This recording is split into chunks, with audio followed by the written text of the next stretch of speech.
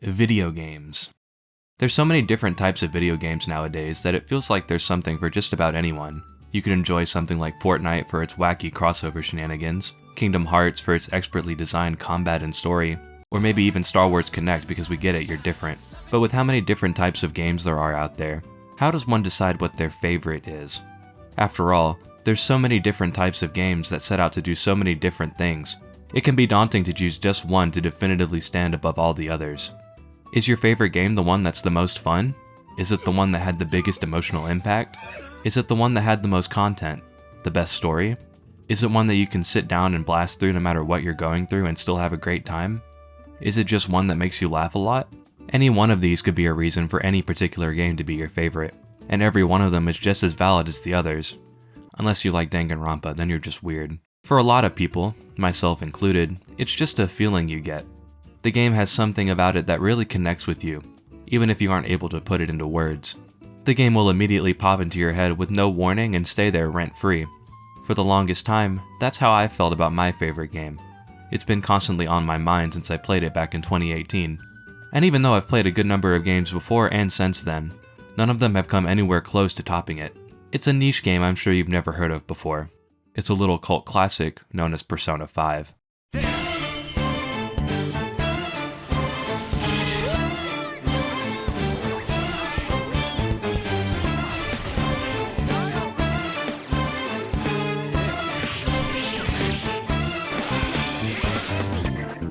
Persona 5 is a game that, for better or worse, I've thought about a lot over the past few years.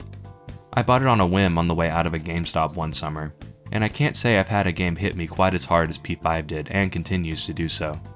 Almost everything about it spoke to me on a personal level. Its characters, its gameplay, its music, its UI, its story. I adored literally everything the game had to offer. Even 6 years later, I can't believe it's been that long, holy fuck. Even 6 years later, having played it a few times along with the plethora of spin-offs the series has to offer, that magic and sense of awe I got when playing the game for the first time never seems to disappear. So today, I want to find out why. I want to take a deep dive into the game to figure out what exactly about it has kept me entranced for so many years. What about this game makes me think about it on an almost daily basis? What is it about this game that makes it my favorite game of all time? You never see it, that's the kid! Let's go, you see that my mind is the best for life. You got me, but time to teach you your last surprise. I'm coming, my game's always so best, so fine. You're special, rest in peace. That you didn't catch it in time.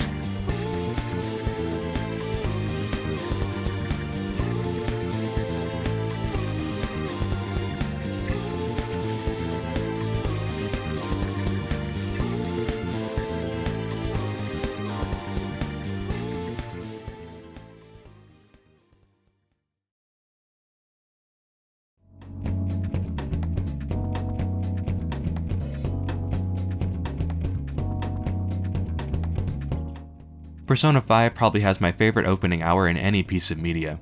You gain control of the player character, whose codename is Joker, in the middle of some kind of heist. You work your way out of a casino as it's swarmed with cops trying to track you down. Immediately, this game hits you with one of its greatest strengths. It's got the swag. You get your first little taste of battle with its stylish UI, and you duck in and out of the shadows avoiding guards while Lifeful Change is playing in the background. It leaves one hell of an impression. Right when it seems you're about to escape, Joker is ambushed and surrounded by an army of law enforcement, and despite his best efforts to escape, he's captured and taken away to be interrogated. What I like about this opening is that it not only gives you a small taste of the gameplay while looking sick as fuck, but it also immediately sets the stakes for the rest of the game. Through the interrogation, you not only learn about the various crimes Joker is being accused of, but also that someone in your group has betrayed you and is responsible for your capture. Most of the game is framed around this interrogation, and while most if not all of the crimes Joker and the game are accused of end up being false charges, you wouldn't know that on a first playthrough, so they're always going to be in the back of your head while you're playing it for the first time, especially the fact that one of your party members is a traitor. Because of this framing device, a majority of the game acts as a flashback, while Joker is describing the events that led up to his capture to his prosecutor, Sai Nijima, which is really neat and actually affects the plot in a few unique ways. Whenever you meet a new confidant, for example, it flashes forward to Sai asking you how you learn the skills they end up teaching you, which is cool 90% of the time, until you get her asking about your gun prowess only to see that you learn them from a 9-year-old who's just really good at Call of Duty. The main plot follows Joker and his friends as they form a vigilante group known as the Phantom Thieves, who are able to enter an alternate reality that reflects the hearts of criminals. This world of the heart is known as the Metaverse, and people whose hearts house corrupted desires unconsciously form a palace, a distorted world that reflects how they see the world around them through said corrupted desires. These distortions have the power to affect large areas, such as turning a school into a castle, for example. The presence of these palaces usually indicates that its ruler is bad news, and through these palaces, the Phantom Thieves are able to find out information about each of the rulers and how they see the world and people around them. Joker stumbles upon the Metaverse through a strange app that was randomly installed on his phone, which no matter how hard he tries is unable to delete. So basically he got it through your average Android software update. While in the Metaverse, the Phantom Thieves are able to tap into the rebellious spirit and turn it into power, which not only changes their appearance to something out of your local Hot Topic, but allows them to summon a being known as a persona. Using these personas, they're able to protect themselves from the various shadows and combat the ruler of each palace.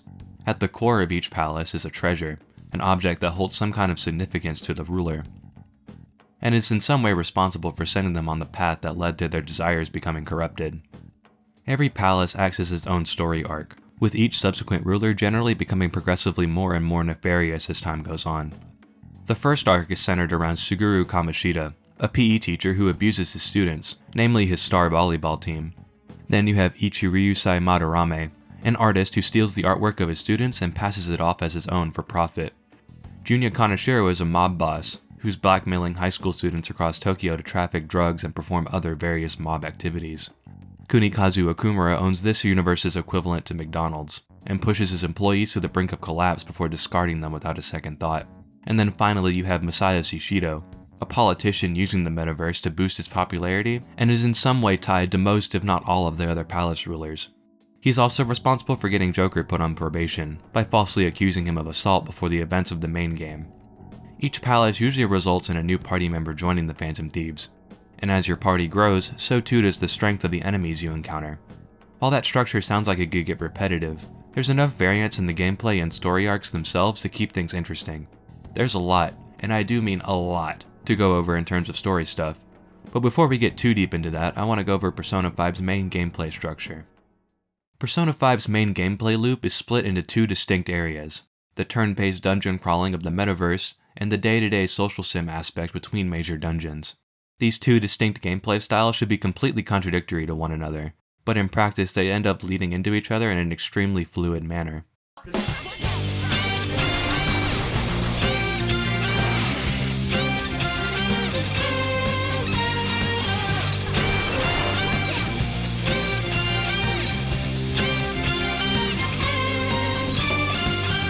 We're rolling deep into your underground creep. Though the center prior notice caught for you. We wanna make this party. While exploring the Metaverse, battles will take the form of a turn-based RPG, and in my opinion it's one of the best the genre has to offer. Like most games in the genre, you have access to a basic melee attack, various spells through your persona, and tons of items that can give you an advantage in battle. Each party member specializes in different elements and skills.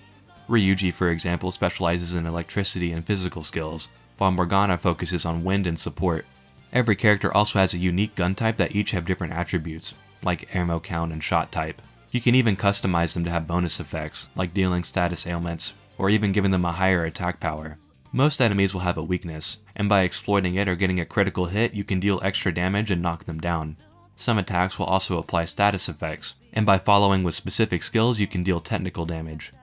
You can get technical damage from a variety of combinations, like using wind skills on an enemy with a burn status, or a psychic skill along with a mental ailment like dizzy or confusion. This is a really cool mechanic. It gives more utility to each element and gives status ailments a secondary use outside of their traditional ones. Knocking an enemy down gives you a couple options.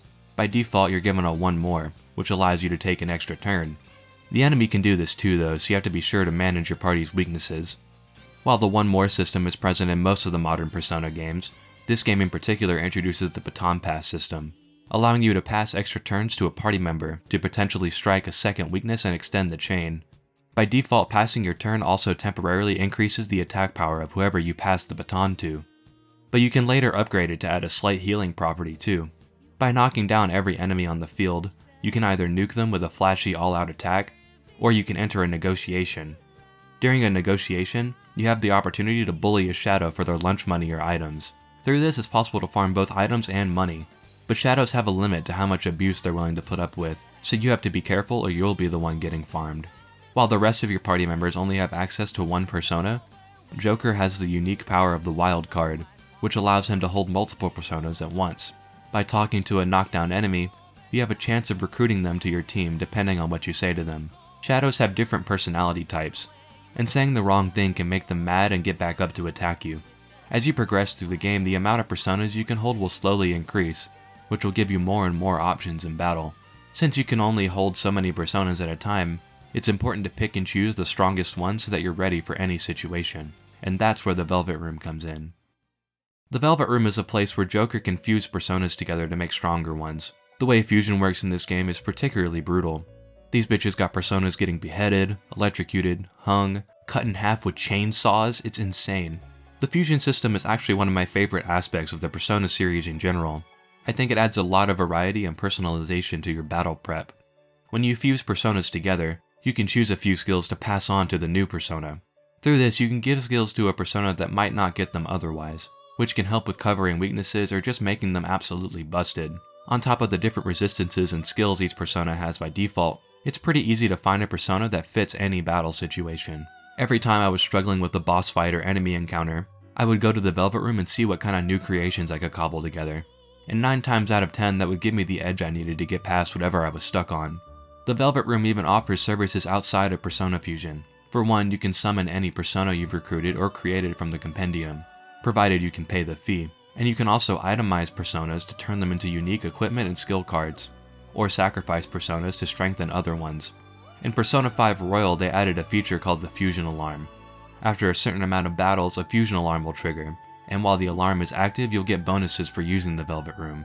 Stuff like extra stats to any fused personas, or unique items from the electric chair. The catch is that you can only do each action once before the Velvet Room becomes unstable, which will result in higher odds for a fusion accident. Sometimes that's a good thing though, since you can potentially end up with a more powerful persona than you were originally trying to make. It's really fun to mess around with. Through the Velvet Room, you can create some pretty busted personas if you know what you're doing, and I think it's really fun planning out these complex fusion chains to get the best results for whatever situation you're trying to tackle. Here you can also participate in a series of challenge battles. The goal of these battles is to defeat a certain number of enemies in a specific way to rack up points, and getting higher scores can net you some really special items.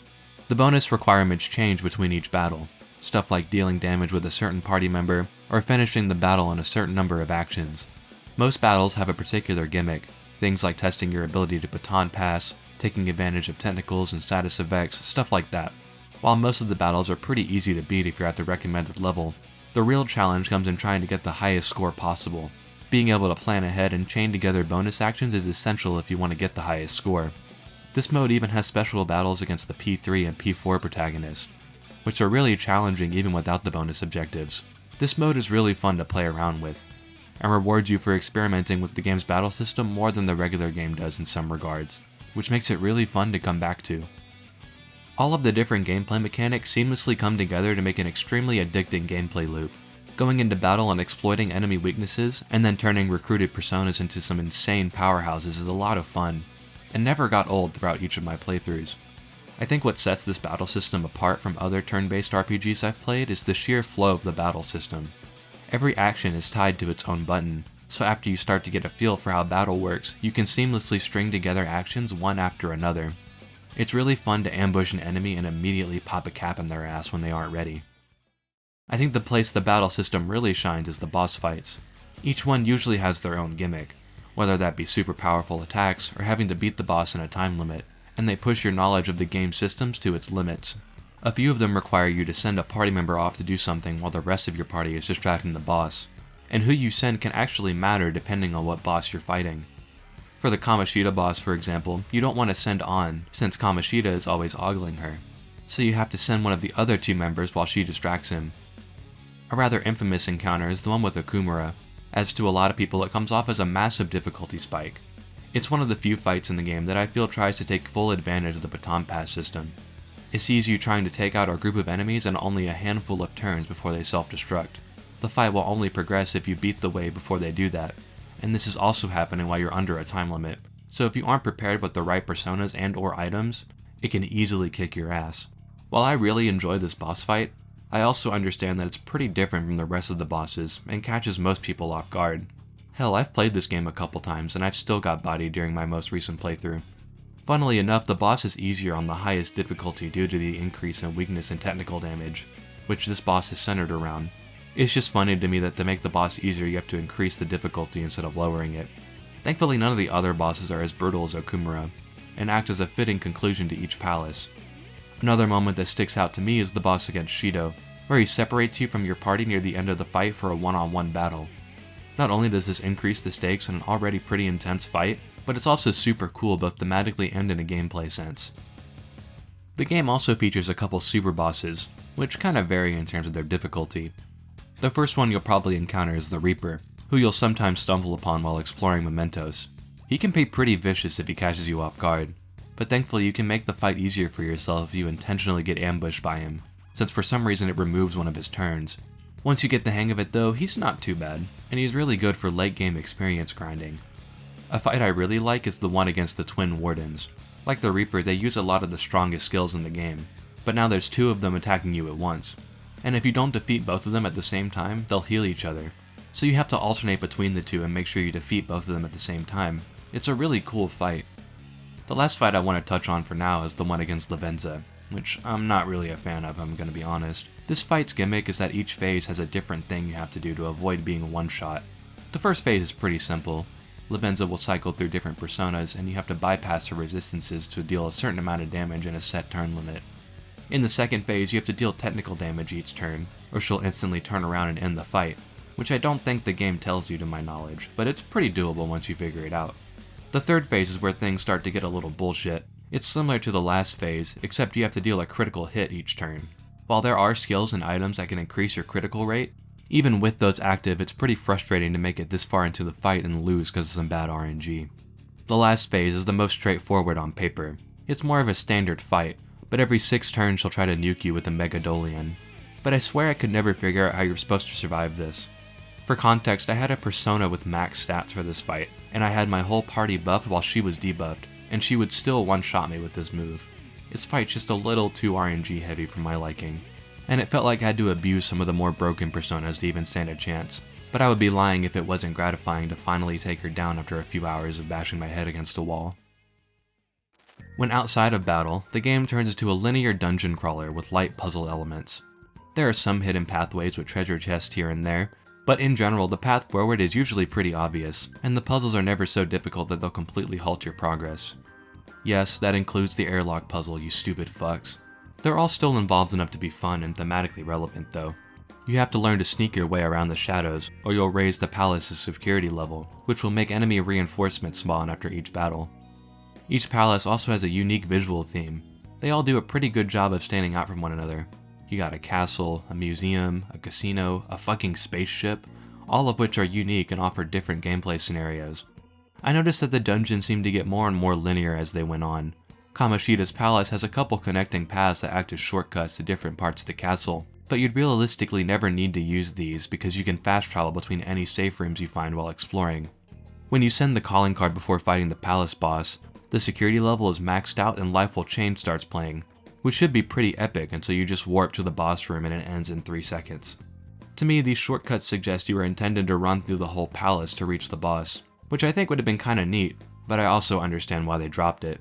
I could see it being pretty annoying to get jumped by something on the way to the boss and then not be at peak condition when you actually fight it. Really only the first palace has these shortcuts, so it's clear it was dropped pretty early on, but it's a nice look into what could have been, I think. All of the palaces are fun to play through, but I think my favorite palace in the base game has to be the Casino Palace. You're tasked with amassing enough currency to purchase keycards and move higher up the floors to the palace ruler. Naturally, all of the games are rigged, so you're often tasked with going backstage and figuring out how to rig the games in your favor instead. I think the casino theme is super interesting, since its real-world equivalent is a courthouse. and represents how Sai thinks you have to rig the court system in order to win in it. I don't know, I just thought it was a really cool idea, and the music fucking slaps. This palace is also where the opening hour of the game takes place, so it's nice to see the game come full circle by this point. By extension, I think my least favorite palace is the cruise ship. Not because it's particularly bad or anything, but because it's just really long, so it drags as a result. Like, there's 3 separate maze sections where certain rooms will turn you into mice. The mice thing is cute and it's fun for a little bit, but it quickly becomes tedious as you progress through each maze. The palace does have some nice character moments that tie up loose ends from earlier in the game, and it also has some of the best bosses, but those aren't nearly enough to save it from just how tedious it is as a whole, especially for a dungeon that's near the end of a 100+ hour RPG. Outside of the main palaces, you also have access to another dungeon known as Mementos. Mementos is the manifestation of the collective human unconscious, and is a procedurally generated dungeon that you can tackle at any point in the game. The main palaces disappear after you take care of their ruler, but Mementos is available through the entire game. Another section of Mementos is unlocked every time you clear a palace, so you're incentivized to come back regularly over the course of the game. Each section is around 10 floors long, and each one is randomly generated. You explore Mementos in the Morgana car, because turning into a car is just something he can do, I guess. Since Mementos is the embodiment of the human unconscious, you'll sometimes get requests to change the hearts of malicious actors whose desires aren't quite strong enough to form a full palace. Some of these requests come from normal everyday people through an online forum, while some will come from the game's many confidants. Confronting the shadows will pitch you against a mini-boss, and beating them will reward you with some kind of item. With each request you fulfill, the reputation of the Phantom Thieves will increase, so it's important to tackle as many requests as you can. Scattered throughout the floors are various items, enemies, and chests for you to find. You can also find these flowers and stamps, which can be given to another Mementos explorer named Jose. I don't care how they pronounce it in the game, it's Jose.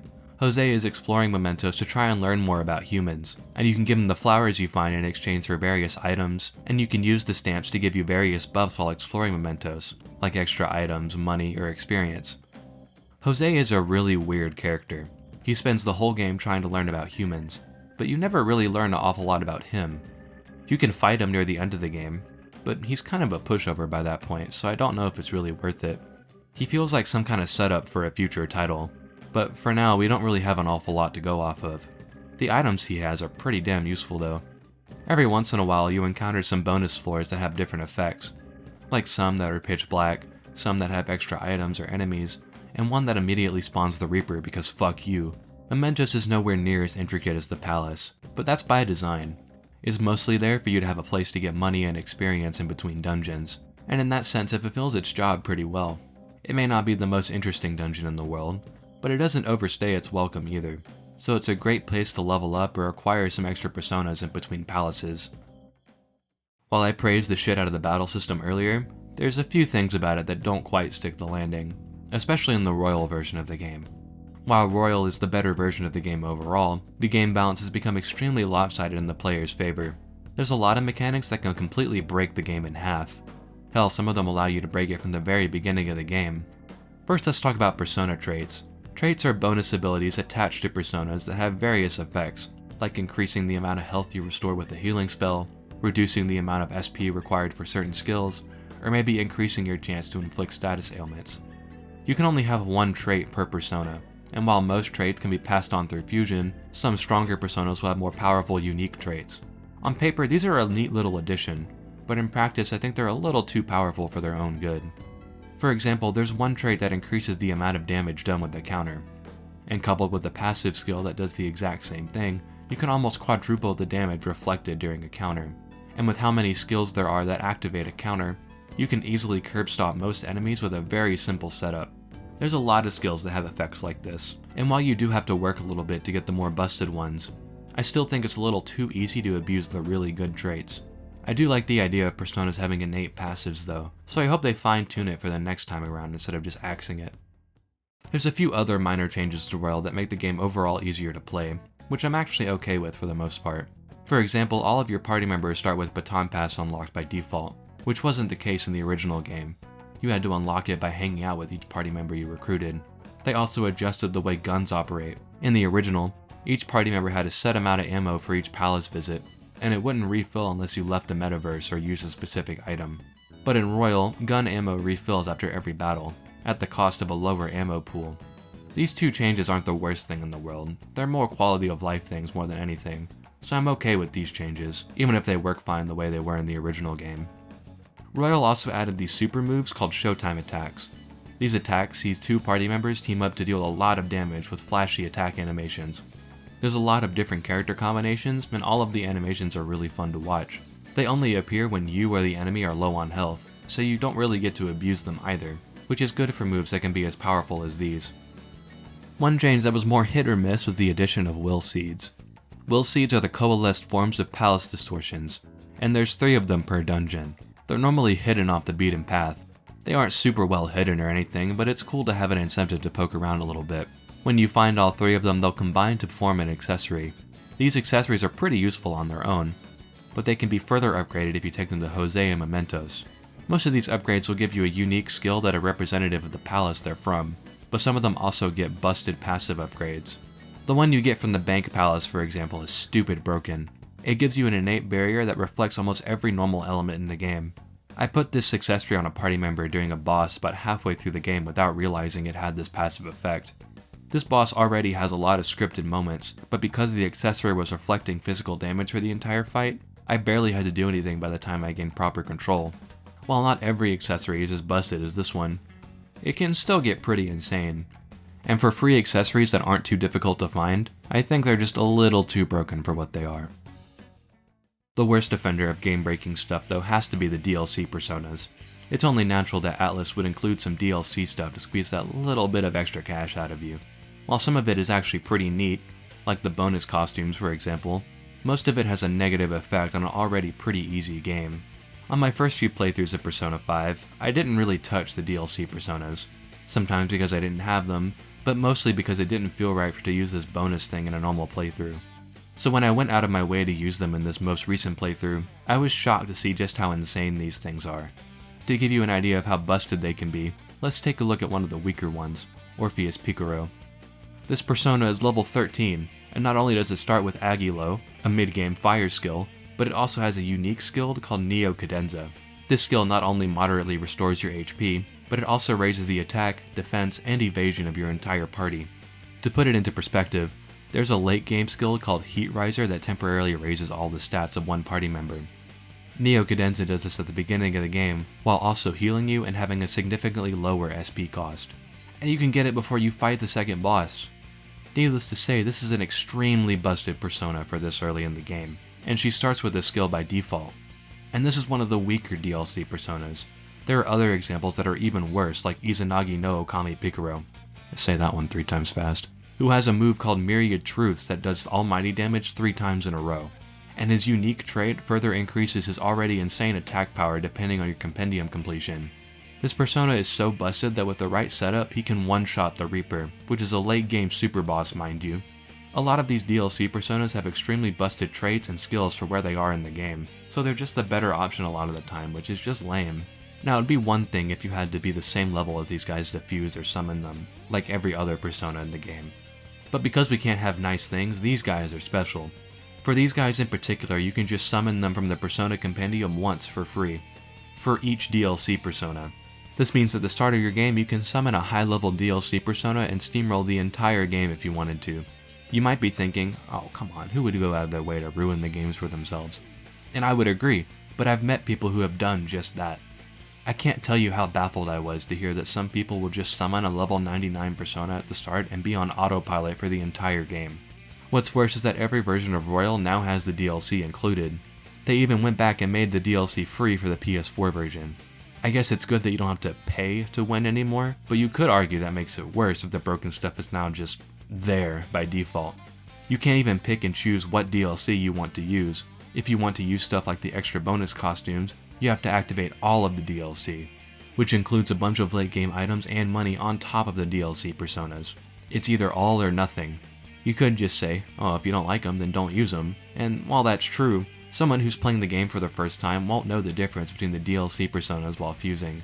And so when they inevitably find a persona that's obviously better than the others, they're gonna pick that and steamroll whatever section they're on. The worst part is, I'm not really sure what you can do to fix this kind of thing. It would be one thing to say, oh, just make him as strong as any other persona you'd find at that point. But these are also personas you were intended to pay real money for. So why would you want to go out of your way to pay for something that's worse than what you already have, unless you're already a massive Persona fan to begin with? With how much money Atlus likes to charge for its DLC, these things better be worth the money. Which, Atlus's DLC practices are an entirely other issue on their own, but there has to be a better way to approach this kind of legacy content. It's a shame because it would be really cool to use the older Personas without having to worry about demolishing everything in your path, but as it stands, I think I'm going to continue avoiding them whenever I replay the game. You could argue that the higher difficulties are there for the people who want more of a challenge, but a lot of the changes are so fundamentally broken that changing the difficulty only works for so long. It's a band-aid solution for a much greater issue. In an odd twist of fate, Merciless mode, which is supposed to be the higher difficulty, is somehow generally easier than hard mode. They tried to go for a Kingdom Hearts critical mode difficulty balance thing, where all the weaknesses and technical hits will deal 3 times damage for both you and the enemy. But with how easy it is to break the game already, this kinda has the opposite effect. It doesn't help that all of the EXP and money multipliers are the same as they are on easy, so you end up stronger than you would in hard mode regardless. So if you want to ensure that you have a balanced difficulty all the way through, you have to intentionally limit yourself in some way, which sucks considering the original P5 had a pretty healthy gameplay balance by default. While there's a lot of stuff that irks me about the gameplay, particularly its difficulty balance, overall I think it's extremely solid. The flashy and fluid battle structure keeps things fresh while you're spending countless hours battling and fusing countless personas. What it's lacking difficulty-wise is more than made up for with an addicting and fulfilling gameplay loop. And it's not like the game is brain dead or anything either. You'll still get your ass kicked if you slack off and go in unprepared. What I think makes Persona 5's gameplay structure really shine though, is its ties to the social sim aspect outside of the metaverse.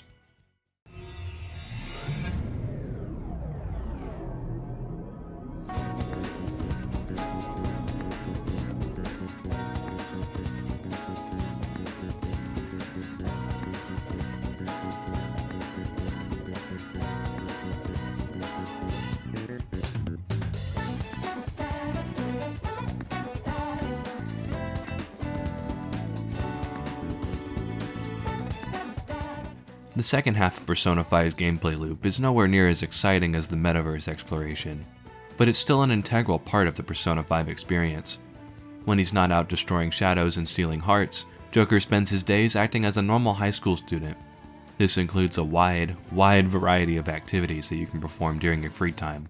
You can hang out with friends, go to the arcade, or the batting cages, fight for your life against a giant tower of meat, work a part-time job, play video games, be a member of the Yakuza, go fishing, meditate at a shrine, play darts, go to the gym, be a degenerate. The list just goes on and on. Most if not all of these activities will reward you with experience towards a social stat. These increase things like your knowledge, courage, kindness, charm, and proficiency, all of which are required for certain in-game events and dialogue choices. Some activities can have more tangible benefits. There's a few books that make activities like fishing easier, and playing darts with your teammates can upgrade the damage dealt after a baton pass. There's so much to do at any given point that it can become kind of overwhelming, but that's also the point. There's no way you can do everything you want in a single playthrough, unless you're insane like me and follow a guide, so being able to pick and choose what content you want to engage with and when is a major part of the experience. The game even reminds you of this during every loading screen. It tells you to slow down and take your time. I think this is one of Persona 5's greatest strengths. It not only makes the experience slightly different for everyone who plays it, but also makes each subsequent playthrough slightly different from one another. It rewards you for slowing down and taking the time to consider every possibility presented to you, which is a really nice contrast to the chaotic nature of the metaverse exploration, and works to strengthen the game's themes. Even with so much stuff to do, Joker doesn't neglect his Phantom Thief duties. In the downtime between dungeons, you form relationships with various confidants that can give you bonuses while in the metaverse. These bonuses vary depending on who you're talking to, but in general they're pretty useful, and give you an incentive to hang out with every confidant. Each one has 10 different events to witness, and by selecting certain dialogue choices and talking to them with a persona that matches their respective arcana, you gain extra points towards seeing their next event. Some events can only be seen when your social stats are at a certain level, so there's another incentive to stay on top of them. Each rank up also gives you bonus experience when you fuse a persona of that arcana in the Velvet Room, which adds another layer to the fusion system and an incentive to hang out with the people around you. Every confidant that's not a party member follows a similar structure more or less. You'll start talking to them and learn more about their struggles, then their conflict will escalate, usually requiring you to go to Mementos and defeat a shadow, and afterwards the conflict will resolve and they'll confide your trust in you. Most if not all of the Confidants are extremely well written, and I found myself caring for these characters a lot more than I thought I would. They all have very real struggles and ambitions, and I found myself relating to a fair chunk of them. One of my favorite Confidants is Yuki Mishima. Mishima is one of Joker's classmates. He starts out pretty reserved, but slowly opens up to Joker. He was one of Kamoshida's more prominent victims, and is actually responsible for spilling the beans about Joker's probation to the rest of the school, albeit on Kamoshida's orders. Because of this, he's quickly established as a pretty prominent figure, and even after Kamoshida is dealt with, he manages to stick around in the narrative. Mishima is a smart dude, and he quickly realizes that you are the leader of the Phantom Thieves that stole Kamoshida's heart. But instead of selling you out, he offers to help you and creates the Phantom Aficionado website, which is where a majority of the mementos requests are posted. Mishima is pretty laid back, albeit a bit of a dork. He can also be pretty clingy at times. He idolizes Joker for his work as a Phantom Thief and is constantly looking for his approval. The bonuses you get from his Confidant are some of the most useful in the entire game, as they increase the amount of experience you and your party earn from battle, but it's his character arc that makes him stick out in my mind. As you continue to hang out with him, it becomes obvious that Mishima is trying to use the popularity of the Phantom Thieves, and by extension his fan site, for his own gain. He tries to use it for things like picking up girls, and at one point even tries to accept donations until Joker talks him out of it. Because of Kamoshida's abuse and Mishima's experience with bullying, he believes himself to be worthless as an individual. So when he's able to help a group as popular and influential as the Phantom Thieves, he takes credit for their rise in popularity and lets it all go to his head. He ends up using it to threaten those he disagrees with on the fan site, and when a childhood bully re-emerges and starts to pick on him again, Mishima requests that Joker change his heart. And while the bully is no doubt in the wrong, his actions are not worth changing his heart over, which gets Joker and the rest of the Phantom Thieves to notice his abuse of their influence. The group decides to go into Mementos and confront his shadow, but instead of fighting him and forcibly changing his heart, Joker just talks to him. He knows that deep down Mishima knows what he's doing is wrong, and through self-reflection, Mishima is able to successfully change his own heart. With his newfound confidence, he's able to later save his childhood bully from a mugging through a series of bluffs, which not only saves the bully but gets him off Mishima's back as well, proving to himself that he has the power to help people as he is, without the need of the Phantom Thieves. This Confidant is extremely powerful to me. Mishima's struggles with bullying and self-esteem are extremely relatable to both me and countless other people. His desire for power and influence come from an innate need to prove to both himself and to those around him that he can become a person worth respecting, that he can become a somebody. I adore the fact that the Phantom Thieves don't forcibly change Mishima's heart. All of the other Confidants have you fight a shadow in order to make it come to its senses and forcibly change its heart, which isn't a bad thing in its own right due to how extreme most of the issues they represent are, but I think that's what makes this exception stand out. Here you just talk to Mishima one-on-one, and by just talking it out with Joker, he himself decides to change. It's so impactful because it reinforces the conclusion that Mishima does have the power to change people, he just has to start by changing himself. Mishima gets a lot of flack for being the cringe internet Reddit guy, but his character is so genuine and his arc is so endearing that I can't help but love the guy. He sticks by your side and supports the group to the bitter end, even at its lowest point, which I think is really powerful. Another Confidant I like is Torinosuke Yoshida. Yoshida is a politician who's running for office, but is having trouble establishing himself due to a previous political scandal he was involved in, which earned him the nickname No Good Tora. While he's changed as a person since then and regrets what he did in the past, the stigma surrounding his misdeeds still follows him. While teaching Joker the ins and outs of speech giving, Yoshida eventually learns to embrace his past blunders and use them to enhance his speeches, which eventually gets him a steady following. This one sticks out to me mostly due to Yoshida himself. He's a very genuine person and wears his emotions on his sleeves, but he doesn't compromise on his ideals either. After all, that's what got him in trouble in the first place. His arc is really good as well, seeing the guy not only come to take accountability for his past mistakes, but also embrace them to show how he's changed as a person is really impactful. I, like a lot of people, have made many mistakes in my life, the most notable being becoming a Persona fan. But seeing this guy embrace the less savory parts of his past and using them to show how he's changed and grown as a person is really inspiring to me. He doesn't let his past define him and continues to stand up for what he believes in. While the rest of the Confidants don't stick out to me as much as these two do, they're still far from bad. I love just about every character you can interact with. You've got the airsoft owner Iwai and his journey to protect his adopted son from the Yakuza, only to deepen his bond with them and explore what being a family truly means. Then there's your homeroom teacher Kawakami, who happens to be moonlighting as a maid, working herself ragged between two demanding jobs because of a bogus debt she feels she owes to an exploitive couple. Who could forget the back alley doctor, Takemi, and her struggles of being accused of the medical malpractice of her superiors. To the little sibling rivalry you form with the middle school gamer Shinya, while he confides with you about his strained home life. Then there's Oya, who, I'll be honest, I kind of forgot about because she's boring. But then there's Hifumi, who teaches you shogi while you help her with her struggles with an overbearing parent and fame as an upcoming shogi star. You've got your caretaker Sojiro, a ladies' man who runs the cafe Joker is crashing at, and is initially pretty hostile towards you. But over time he warms up to you and eventually helps you out whenever he can. He's got this air of mystery around him, and he always seems to know just what to say in any situation. He even gets you out of a pretty nasty bind if you go the harem route with the female confidants. His relationship with his adoptive daughter Futaba is also extremely endearing, and he's just all around a great dude. A true Soji bro if you catch my drift. His voice is also sexy as hell. Ah, you're back. All of the confidants have aspects about them that are extremely relatable, whether it be their struggles or part of their personalities, which works to endear you to their characters and make you want to hang out with them more. All of them, except for Oya, are really fun to hang out with, and each provides some essential buffs for metaverse exploration. The buffs you get from Hifumi, for example, are almost necessary, as they allow you to change around your party members in battle, something I'd argue should have been there by default, but I digress. Other ones like the gun skills you get from Shinra,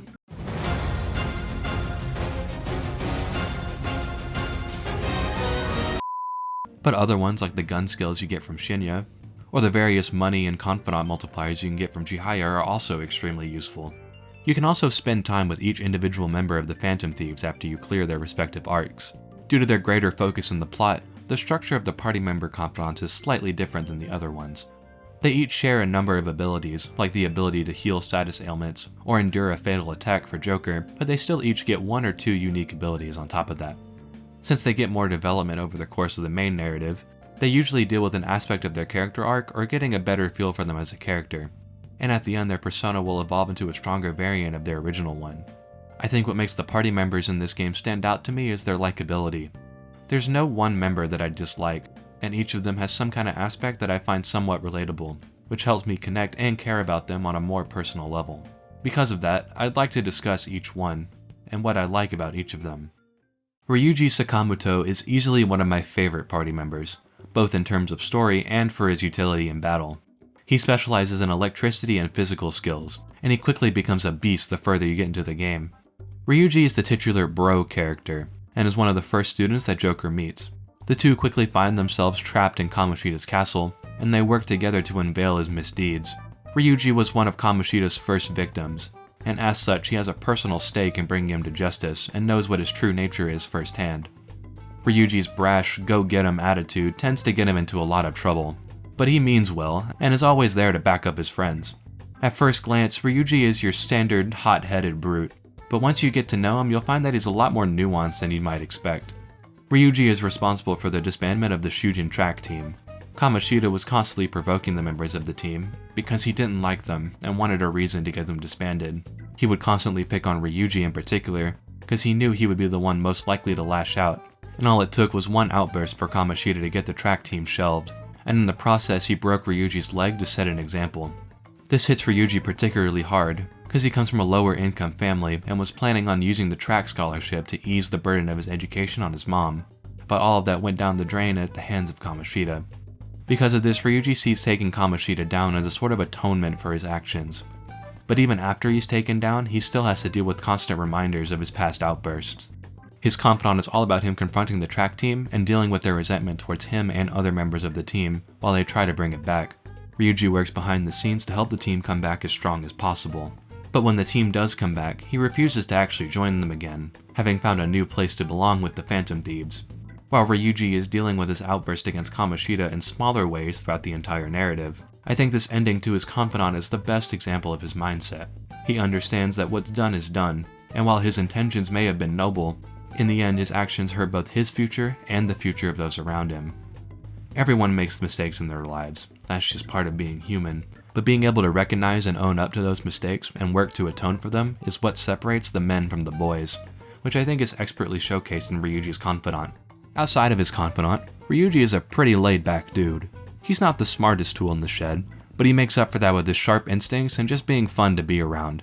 Some of my favorite moments with him are when you're just sitting around and shooting the shit, like right after you get out of Kamoshida's castle for the first time and discuss Joker's probation, or basically the entirety of Operation Maidwatch.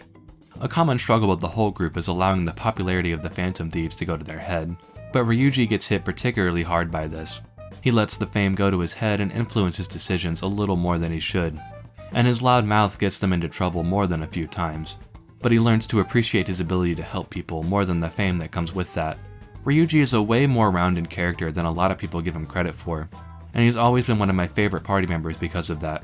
He gets done dirty a lot by the fanbase and even the writers themselves a couple times, which sucks because I think he's super cool, and he's always there when you need him the most.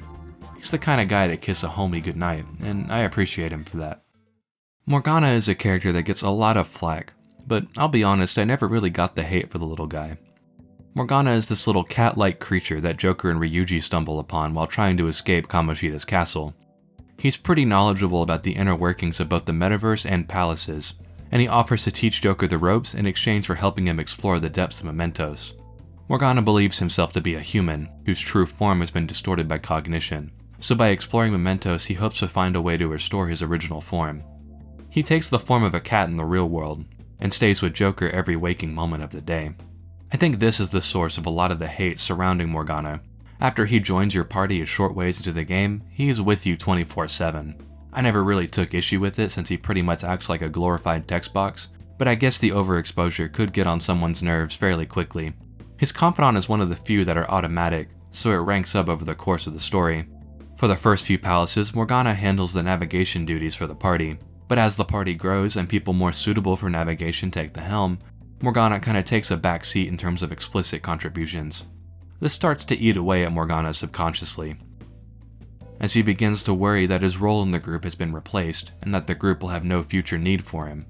Coupled with the insecurity that comes with him not knowing his true identity, he finds himself becoming more and more anxious about his standing within the team, and starts to take it out on those around him. This culminates in the infamous Akumura arc, where Ryuji and Morgana are having a little spat, something that isn't uncommon throughout the game, but this time Morgana takes it much more personally. The group are having trouble deciding on their next target, and when Ryuji jokingly calls Morgana useless, all of his insecurities explode out on the group, and he leaves them to pursue a bigger target alone in an attempt to prove that he isn't useless. A lot of people don't like this moment and say it feels very out of character for the sake of a forced conflict, but I disagree. I've been in a very similar headspace as Morgana in the past, so I find his struggle in this portion of the game to be very relatable. In high school, I had a hard time figuring out who I was as a person and what I wanted to do once I graduated. That in and of itself is a pretty difficult struggle, but it was made harder by the fact that it seemed like all the people around me had solid plans for what they wanted to pursue, while I was stuck spinning my wheels. Obviously they weren't doing anything wrong, but it was still a pretty frustrating position to be in, and oftentimes I would find myself lashing out on the people around me when they didn't really deserve it.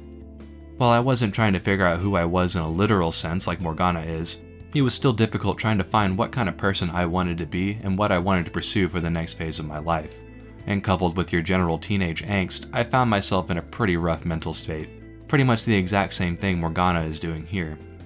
In this kind of headspace, it's pretty easy to convince yourself that everyone around you is against you, even when that's far from the truth. Confirmation bias is a bitch, and it can be really difficult to overcome on your own. Thankfully, both I and Morgana were able to eventually overcome ourselves and apologize to those that we hurt, and that shared experience is why I relate to Morgana so much. In that mental state, it's really easy to get lost in a maze of your own thoughts and insecurities, and to convince yourself of things that are far from the truth, whether that be about your own talents and abilities or others' opinions of you. But just because you aren't as good at one thing as another person is, or haven't completely found your own path yet, you still have your own strengths and talents that are unique to you, which is something I think Morgana's arc does a pretty decent job of exploring. While Ryuji and Morgana beef for a little bit after they split up, Ryuji is actually the first person to jump in to help Morgana when he gets beat up by Haru's fiancée, which I think is a perfect way to dispel Morgana's inaccurate notions about his place on the team. The person he thought hated his guts was the first to be there when he needed it most. This character arc is hated by a lot of people, but I think it's integral to Morgana's growth. and it heavily influences Morgana's decision to fight for humanity at the end of the game. Without it, I think both Morgana's character and the story as a whole would suffer as a result. On to Kamaki is another one of Joker's classmates at Shujin, and another of the first members you recruit to your team. She doesn't get a whole lot of standout moments after the Kamoshida stuff, but she's still a really fun character. Her confidant is pretty decent too. It follows her trying to strengthen her heart to better her work in the Phantom Thieves, which leads to her learning to accept herself and throw her entire being into her modeling gig. I'm not sure why, but Ann is the character I have the hardest time portraying my feelings on. I think she's a really good character, but I have a hard time putting into words exactly why that is. Her showing in the Kamoshida arc is part of the reason that arc is so good, but she also has a lot of smaller moments throughout the game that just make her really endearing. Her relationship with Ryuji, for example, is really unique. They have a healthy friendship and it feels extremely wholesome. My favorite example of this is during the beach trip, when Ryuji is ogling Ann in her swimsuit, but instead of getting mad, she just laughs it off and rubs up against him, which just completely flips the dynamic on its head. Other than that though, I don't really have a whole lot to say about her. She's just a really solid character and fun to be around. Yusuke Kitagawa is a bit of an oddball of a character, but I can't help but love him. Yusuke is an aspiring artist and a pupil to one of the game's antagonists, Madarame. Yusuke's got just a few screws loose. Like your first encounter involves him stalking Ann to ask to be a model for a painting. He never misses an opportunity for inspiration, and he's not the best at picking up on social cues, but I think that just makes him more endearing once you get to know him. He's really fun to be around, if not only to see what kind of wacky stuff he'll put you up to. His confidant is pretty interesting as well.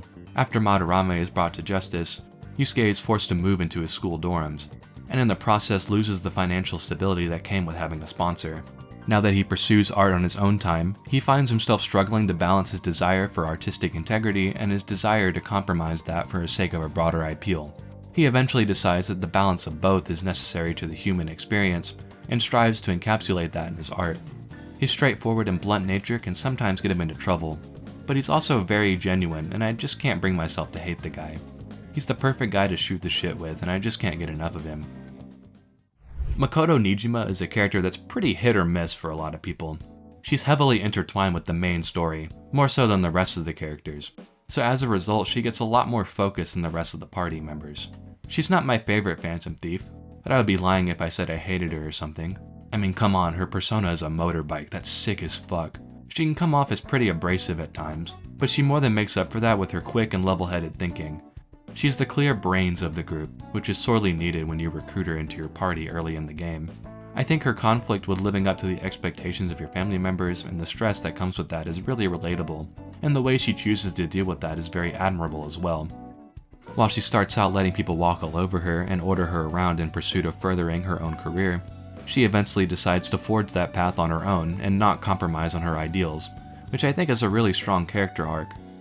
My only real issue with her lies in her confidant, that being that her confidant isn't really about her. It's kinda hijacked by a friend with tiny amounts of characterization sprinkled in here and there, which makes it kinda boring as a result. I guess they put all the stuff they would normally use in her confidant throughout the main story, so there wasn't really a whole lot to pull from. But it's not the worst thing in the world. But other than that, I really enjoy Makoto as a character. She's always there to keep her friends in check and fights against those she deems unjust. She also has the sickest persona awakening in the game, don't at me. Futaba is another character that's heavily rooted in the game's narrative. She acts as the navigator of the group, and is occasionally able to give you buffs in battle, or even let you start one with an all-out attack, which is a little busted, not gonna lie. She's actually unique in the fact that she's the only party member to have a palace. Her mother was a scientist researching cognitive science, but unfortunately she was killed right in front of Futaba, and she blamed herself for her mother's passing, becoming a shut-in after her death. It turns out her mother was a victim of a larger government scheme to silence her and steal her research, and with the help of the Phantom Thieves, she's able to overcome her distorted worldview and vows to get revenge on the ones that stole her mom's research. While her palace is really good in its own right, I think what makes Futaba interesting is that she doesn't immediately overcome her trauma the moment the palace is over. Since she spent so long being a shut-in, she has trouble talking to people and going outside on her own. Thankfully, Joker and his friends are there to slowly help her integrate back into society. I can't tell you how gratifying it is to see her open back up to the world over the course of the rest of the game. And through this experience, Sojiro, Futaba, and Joker all develop this found family dynamic. It's really sweet. In terms of character, I find Futaba to be pretty endearing. At first glance, she's your typical cringe Reddit gamer, but as she starts to open up, she becomes a lot more nuanced. She often misses common social cues, but she means well, so it's pretty easy to excuse. I think her confidant is the most natural out of all of them. It follows her checking things off of a bucket list of sorts that she made for when she could go outside again. I don't think it's a stretch to say that Pusaba has the most explicit growth throughout the course of the game, and that makes her growth more exciting.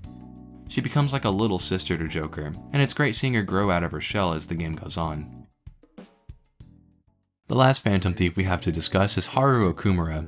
She's the daughter of Kunikazu Okumura, who's one of the palace rulers. She's a very sweet and thoughtful person, which is contradicted with her giant axe and slightly sadistic tendencies. She wants to take after her grandfather and open a smaller, more intimate cafe, instead of the more corporate establishments her father is focusing on, which has her doing all sorts of different things in pursuit of that goal, from developing a rooftop garden, to drinking coffee made from elephant shit. Wow, I guess this is what rich people do in their free time, huh? Haru is a character that's pretty neglected in Persona 5 proper, which is a shame because she's one of my favorite characters in the whole game. Her lack of relevance is mostly due to her lack of screen time. Unlike Makoto or even Naoto from Persona 4, who are introduced pretty early into the game and are relevant before they even join the team, Haru doesn't really become relevant until the Phantom Thieves decide to target her dad's palace. And even then, that arc is hijacked by the stuff going on with Morgana at the time. As a result, she doesn't get much of a focus, which is a damn shame. I think it could have been really interesting to explore the distrust that would come from having her dad killed as a result of changing his heart. But instead, Haru puts her trust back in the team fairly quickly.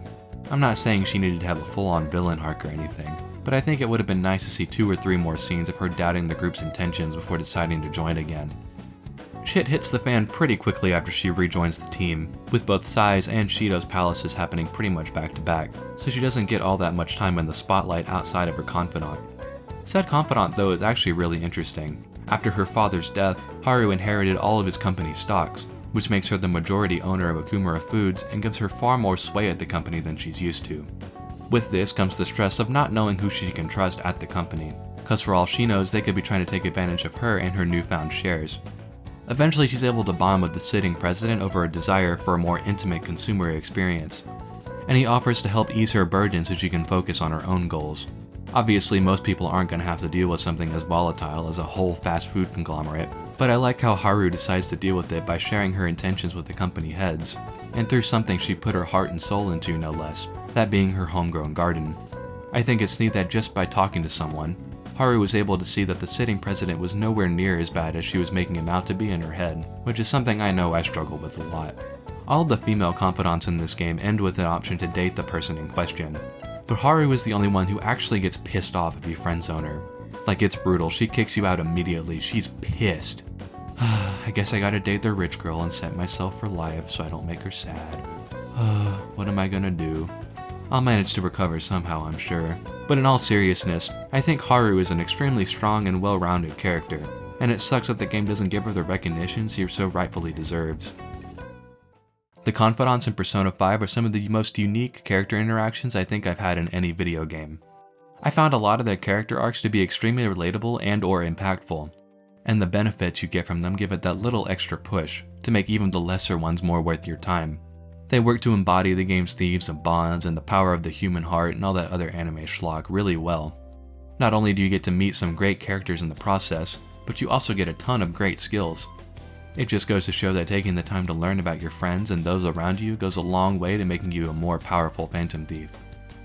Maybe a little too powerful. With how much I like the confidant abilities and concept, they also further contribute to the imbalance of the game's difficulty. Some skills like Ryuji's instant kill on lower level enemies, or Yoshida's skill that lets you outright skip shadow negotiations are kinda ridiculous. In Royal there's even a skill that outright negates status ailments on Joker 99% of the time. I think if they try this kind of thing again in the next game, it needs a little fine tuning. Either they need to nerf the abilities, or do something to limit how many you can use at once. Maybe instead of having all of them active at once, you can have some kind of unique SP tied to them, so that the amount of buffs you can use at once is limited. That way you have to think a little bit more about what you want to take into the dungeons with you. You can make it to where maxing out a confidant or getting a certain number of rank ups could increase the amount of points you have, further incentivizing you to raise your confidant ranks. The way it works now is fine enough, but I think it could use a little bit of adjustment to keep the difficulty in check. Overall though, I really enjoy the confidant system and social sim aspect of the gameplay loop. It acts as a really nice contrast to the Metaverse stuff and does a great job of reinforcing the game's themes, while adding some variety during the downtime between heists. Woo! That was awesome. To tell the truth, I was scared of facing those guys straight up. I couldn't stand how much they hated me. It only just made me think of how stupid I was. Most of all, it made me remember how I lost my place with him. Hey, this ain't like me, but I managed to change because you were here helping me. I got you all wrapped up in this shit, but you stayed with me till the bitter end. You didn't abandon me, so thanks, man. I'm not going to run away anymore. I'll face myself head on. This time, it's my turn to help someone. Thanks to you, I was able to overcome my crisis these last few months. But if you ever find yourself in harm's way on your journey, I will be there to help you. You've been a splendid guinea pig. I mean, participant. I would have never finished the new medicine. So, thanks again. It must have been troublesome dealing with me. But for some reason, I knew that you wouldn't abandon me until everything was said and done. Thank you, my friend. Man, you really had me fooled. That whole thing about being an enthusiast was all just BS. I hired you as a mere pawn, and now you're Kaoru's bro. I don't like to owe nobody nothing, so I'll do my best for you. Whether I sulk about my inability to do anything, or hold my head high and look to the future, my perception shapes the boundaries of my world. It all comes down to what's inside my heart. I might still mess up every so often, but as long as you're here, I'll be able to stand up again. The only other thing left to talk about in terms of characters is the game's antagonists, which I think are pretty solid. Kamoshida in particular is one of my favorite villains in any piece of media. I think they do a fantastic job of slowly building this guy up. He starts out seeming like a pretty normal dude, but as you learn more and more about him, he becomes more and more diabolical. His palace is easily the one you spend the longest amount of time in, due to all the tutorial stuff they have to introduce. But they put that extra time to good use by fleshing out both Kamoshida and the effect he has on the school and its students. Just when you think he can't get any worse, he does something that makes you hate him even more, like smash someone's face in with a volleyball, or assault someone and then threaten to expel the people who confront him about it. He's just downright evil, which makes it all the more satisfying when you finally take him down and watch him confess to his crimes. They don't try to make him sympathetic or anything either, which is a common thread for most if not all of the other antagonists too, if I'm remembering correctly, which I think is a really nice change of pace in an age where it feels like every villain needs to be redeemed by the end of the game. While the other arcs don't go as in-depth with their antagonists, I still think they get the job done. The thing about most of Persona 5's villains is that they're there to embody broader societal issues without being super in-depth characters in their own right. I think the best example of this is Kaneshiro, who you only really encounter once or twice before actually fighting him, but is there to represent the mass extortion and blackmail practices that go unnoticed in the black market, especially in places like Japan.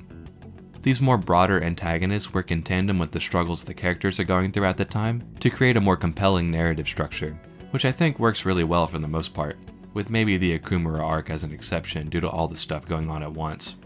While they aren't super complicated characters or anything, I think they do a great job at portraying the societal issues they were supposed to.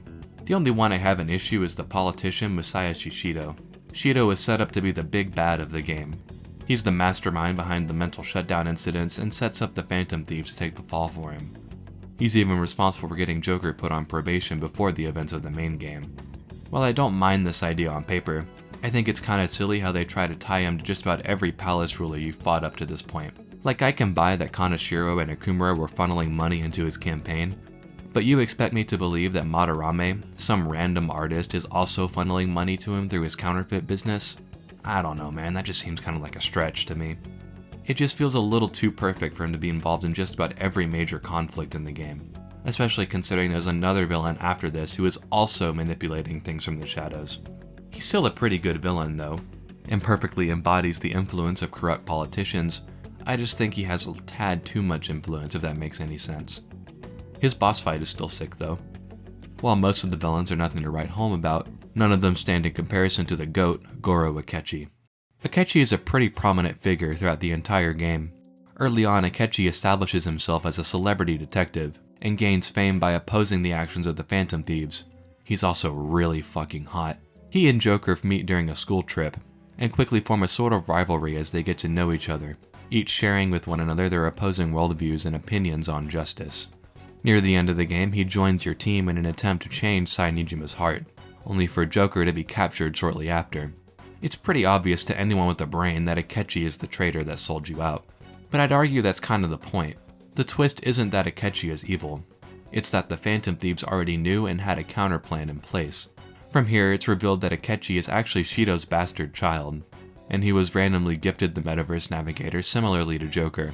He uses the MetaNav to artificially create cases for him to solve, in an attempt to propel both him and Shido into popularity and pull the rug out from under him at his greatest moment. I think what makes Akechi work as a villain is that he's the direct opposite of the protagonist. He's incredibly gifted, both in terms of charisma and raw power, which is a direct contrast to the Phantom Thieves, who have to work together as a group to achieve a similar result. Instead of using his gifts to help people and improve the world around him, he instead opts to use it for his own self-gain and revenge. And without a proper support group like the Phantom Thieves, his worldview becomes corrupted, and he quickly loses sight of himself. He fails to realize his own strengths and constantly compares himself to others, choosing instead to focus on his self-perceived shortcomings. With the help of the Phantom Thieves, he eventually realizes that he's not as worthless as he thinks he is, but dies protecting them shortly thereafter, after being ambushed by his shadow self. In my opinion, Akechi is a fantastic rival to both the Phantom Thieves and Joker. Even if he is playing a character most of the game, he has a commanding presence and insane charisma, and I don't think his views on justice are entirely an act. He's the perfect foil for the Phantom Thieves, who mainly work in the shadows and lights a fire under their ass to stay on their toes as they pursue their own justice. That's about all I wanted to say for the characters in P5 proper. I think what makes them stand out so much is the way they lend into the game's themes. On the surface, Persona 5 is about rebelling against injustice, whether that be on a societal or personal level, but I think there's a lot more to the game than just that. In a lot of ways, the game explores exactly what it means to be human. Obviously, it's a huge focus with characters like Morgana, but I think it's touched on in subtler ways too. The whole Confidant system, for example, is centered around talking to all kinds of different people and learning something from them. While that takes the form of abilities in-game, you also form unbreakable bonds and make connections that'll be there to help you when you need it most. The best example of this is at the very end of the game when Joker turns himself in, and you see all the Confidants working together to clear his name, whether that's getting a petition signed, working to adjust the law to prevent false charges from happening, tracking down people involved in his case, or even spreading the word to those around them. They all work their hardest to help this guy they've barely known for even a year. I don't know what Shinya is going to accomplish by telling his grade school friends about this guy that was really good at video games, but he's got the spirit, you go king. I think this section does a great job of showing how the people around you can and will have your back when you need it most, in ways you may not even expect at the time. In a more explicit example, the entire root of the game's conflict is centered around the power of humanity. Basically, the god of control believes that humanity wishes to be controlled and robbed of their free will to make a better society. But Joker and the Phantom Thieves prove him wrong by showing that free will is an essential part to being human. Morgana in particular is a huge advocate for the power of the human heart after his experiences with the Phantom Thieves and his own growth. The game embodies this hopeful outlook on life, that even through hardship, humanity will be able to push forward and grow given the ample opportunity. A timeless message is pretty powerful if you ask me. Normally this is where I'd start wrapping up the video, but in 2020 Atlus released an updated version of the game titled Persona 5 Royal. This version of the game features various different improvements, the most important being an extra semester with new story content, and it includes probably my favorite story arc in the whole franchise.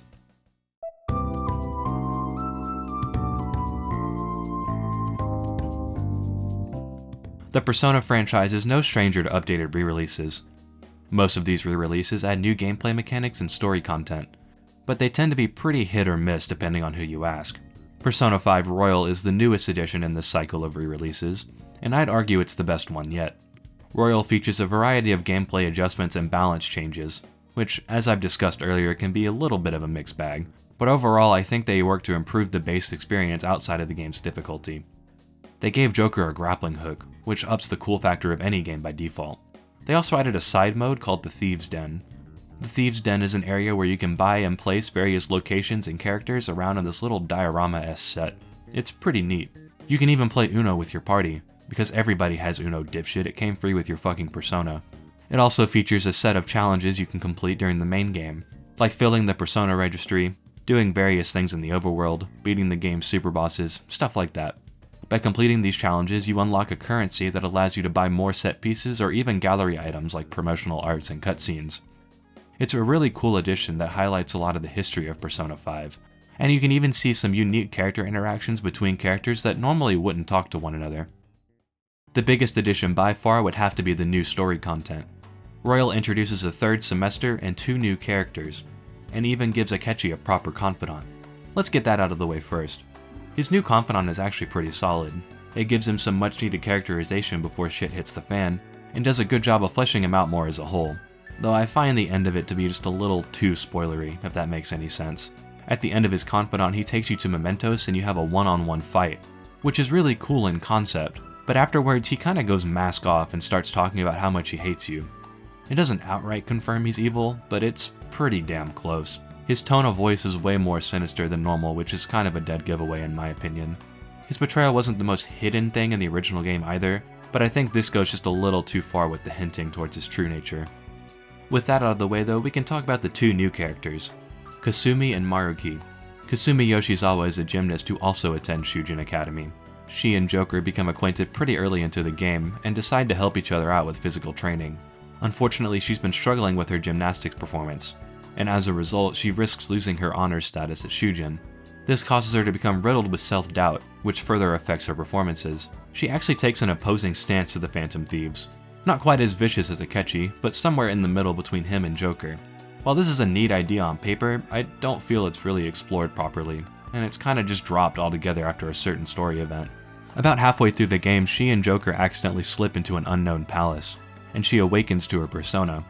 You would think this means she becomes a part of the Phantom Thieves, but no. She doesn't really do anything of note after this point until the 3rd semester, aside from save Joker in a scrap in the middle-sized palace. From a narrative perspective, I think it makes sense for Joker not to want to drag Kasumi into their own messes, especially when she already has to deal with her own struggles in gymnastics. But I do find it strange from a gameplay perspective, that you don't get to play as her until the last 10 odd hours of the game, especially considering Atlas had the gall to lock her extra costumes behind a paywall at launch. We'll talk more about her when we get to the 3rd semester, but for now I'd like to move on to the other new character added in Royal. Takuto Maruki is a guidance counselor hired by Shujin after all the stuff with Kamoshida, to help the students cope with any concerns caused by that event. Maruki is a bit of a goofball, and he's also really hot. His laid-back nature makes him pretty easy to approach, and he quickly becomes popular among the student body. Due to their involvement with the Kamoshida case, Joker, An, and Ryuji are forced to attend counseling sessions after his arrival. And it's at this mandatory meeting that Maruki and Joker make a small deal. Maruki is developing a research paper on cognitive science, and finds Joker's worldview fascinating, so he offers to give him mental training in exchange for discussing various topics with him. Over the course of his confidant, Maruki is able to complete his paper, and at the end he reveals that he knew Joker was a Phantom Thief the entire time, which was the main reason he approached him in the first place. He found out because he saw the Phantom Thieves leaving the Metaverse shortly before Kamoshida's heart was changed. Which is something I'm honestly surprised didn't happen more often, to be honest. I can't tell you how much I love Maruki as a character. He's a bit of a goof, but he's super genuine and all around just a great guy, something that's further explored in the 3rd semester. By completing Maruki's confidant, you also gain access to the 3rd semester. In the original game, when you defeated the God of Control, Joker would turn himself in order to help Side develop a proper case against Shido. However, if you do Maruki's confidant, instead Akechi, who is presumed dead, will appear and turn himself in instead. Everything seems mostly normal until the start of the new year, when a bunch of strange things start to occur. For example, Morgana is hot now, Futaba's mom and Haru's dad have both come back to life, and in general it appears that everything bad that had happened over the past year got rewritten somehow. The only people who seem to be aware of these changes are Joker, Akechi, and Kasumi. The group discovers that the mysterious palace from earlier in the game has manifested itself in the real world, and the person ruling it is none other than Maruki. As it turns out, Maruki also has a persona, and it has a unique power that allows him to actualize people's wishes and make them reality, meaning he's responsible for the current state of affairs. It's also revealed that Kasumi isn't exactly who she says she is. The real Kasumi died in a traffic accident, and the person we've been talking to the whole game is her younger sister, Sumire. Sumire suffered from an immense case of survivor's guilt, and during a counseling session with Maruki, who was unaware of his persona or his powers at the time, changed her cognition, making her believe that she was the real Kasumi. At first, Sumire wants nothing more than to retreat back into Maruki's reality, and continue to live life as Kasumi. Sumire had a mad inferiority complex with Kasumi. She felt like Kasumi was better than her at everything, choosing to focus on her own shortcomings rather than her strengths. She also feels like she robbed Kasumi of her dreams when she died protecting her, so she feels like she needs to continue to live as her to not waste the life she was gifted. She eventually decides that the best way to honor Kasumi's sacrifice is to stop lying to herself and achieve their dream as Sumire, instead of continuing to live in Kasumi's shadow. Through this revelation, she's even able to improve her gymnastic skills, embracing her own style instead of continuing to copy Kasumi. It's a rather generic character arc, but I found the way it was explored to be pretty original and pretty effective as a result.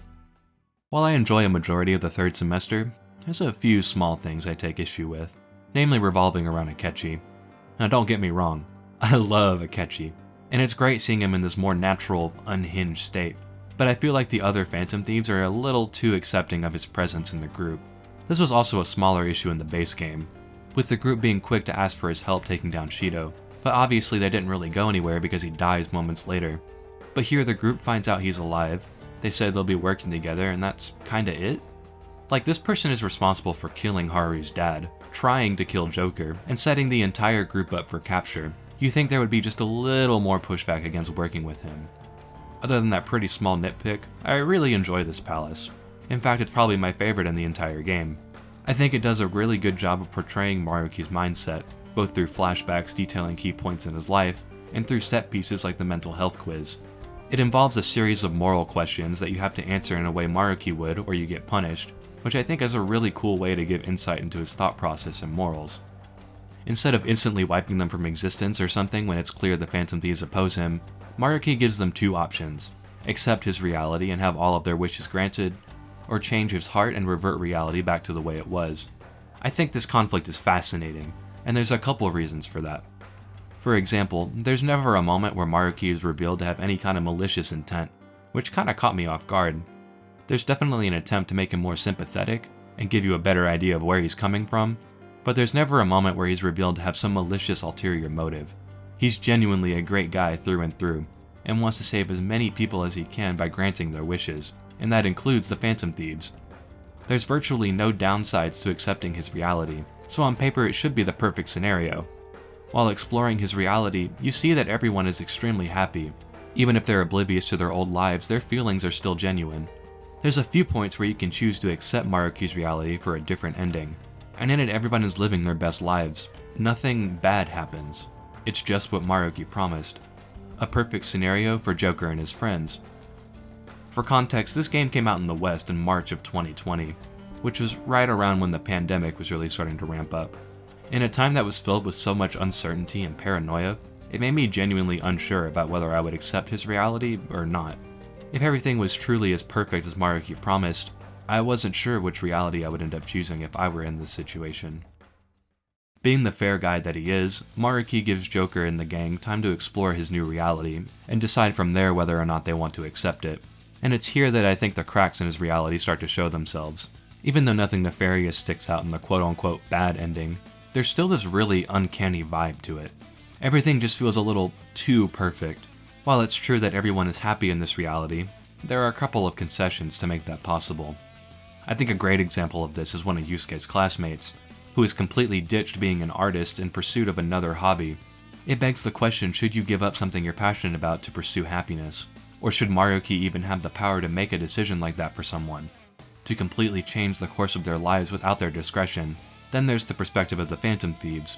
It's true that everyone is in a better place than if all the bad stuff in the old reality had still happened to them, but in exchange they give up all the growth and bonds they developed because of those hardships.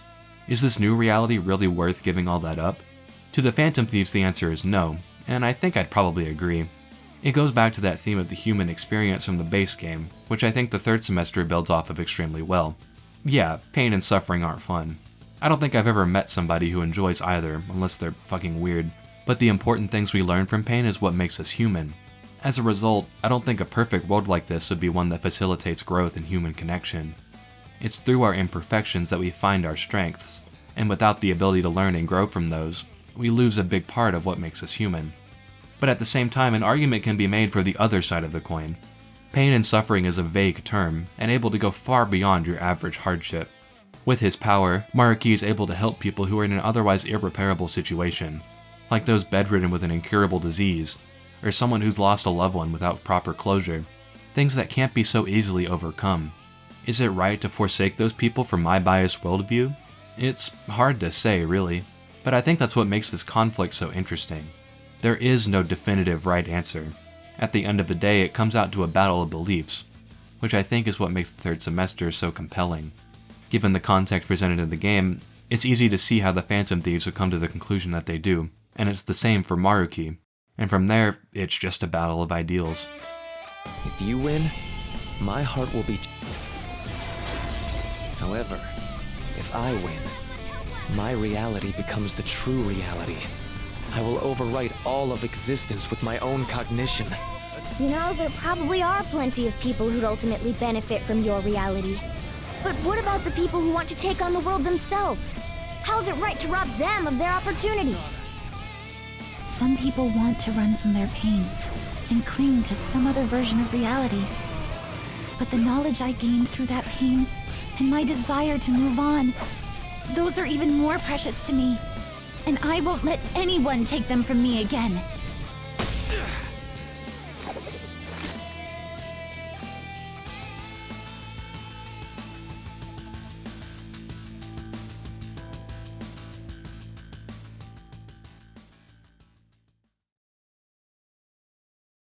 In case it wasn't already obvious, Persona 5 is a really special game to me. Just about everything in the game, from its music, characters, themes, all of them just speak to me on a personal level. Every time I play through this game, I end up taking away something different than I didn't notice before. It might sound cringe to say it out loud, but there's a lot of things I've taken away from this game and applied to my own life. Whether it's cherishing the things you learn from other people, coming to love yourself for who you are rather than hating yourself for who you aren't, learning to embrace those smaller aspects of life, or even as something as simple as being able to own up to your past mistakes. I can't articulate into words the positive impact this game has had on my life. Even outside of the game itself, I've met so many people and developed long-lasting relationships through our love of this game. And in a lot of ways, this channel probably wouldn't even exist if I hadn't played this game.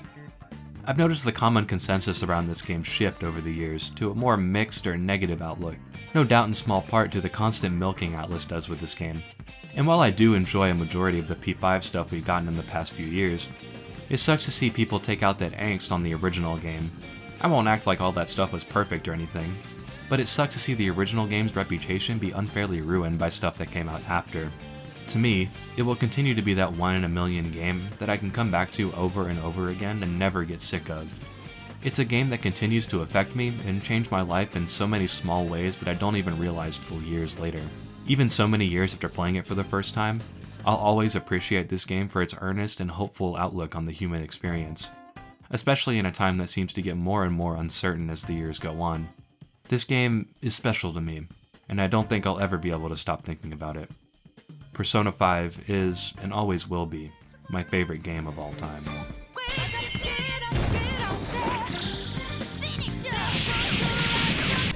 I gave up everything! Everything! So why? Granting this wish is my responsibility! If I act with resolve and believe in my actions, I know I'll be able to achieve anything. If I am lost, they will extend their hands. If I am wrong, they will chastise me. As long as I have my rays of hope to guide me, I will be fine. I'm going to be entirely honest with you. I hate you. You're the one person I refuse to lose to. If anything comes up, you tell me. I'll help you with whatever you need. No matter what the world says, I'll be rooting for you. Just like you were for me. Can you hear us? Be gone.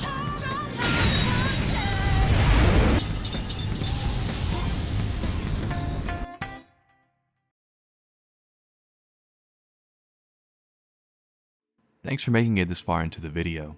First, let's get some general housekeeping stuff out of the way. I've recently opened myself up as a freelance editor. I have a bachelor's degree in visual media, and I have experience in editing short-form and long-term YouTube content, as well as podcasts. If you or anyone you know is in need of an editor, please feel free to contact me on Twitter or through the business email linked in my About section. This video has been kind of an undertaking, if I'm going to be honest. I started working on it back in August of 2023, and it's January, so it's taken quite a bit. It's probably obvious that Persona 5 is special to me, so I wanted to do it justice, and not take any shortcuts, you know? So if you liked the video, I'd really appreciate it if you liked it and shared it around. I know people say that a lot at the end of videos, but it really does help. I'm not really sure what I want to do for my next video. I'm gonna take a small break after the behemoth that this one was, and I'll probably do something a little shorter. If you want to stay updated on what I end up doing though, feel free to follow me on Twitter. I don't post an awful lot there, but I'm trying to do a little bit better about that. Anyway, that's about it for me. If you liked the video, leave a like, and subscribe if you want to see more content like this in the future. Thanks again, have a good one.